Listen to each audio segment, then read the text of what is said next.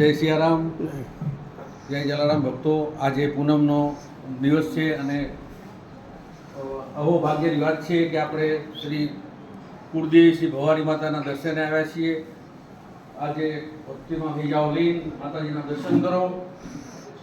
ભવાની માતા વારાની કુળદેવી શ્રી ભવાની માતા આ બધાની રક્ષા કરે અને મનોકામના પૂર્ણ કરે. મનોકામના સિદ્ધ એવા મા ભવાની વારેની સામે વિરાજમાન છે. જય ભવાની મા. આવો આ બાજુ ભવાની માતાના ત્રણેય પાતળાના દર્શન કરીએ.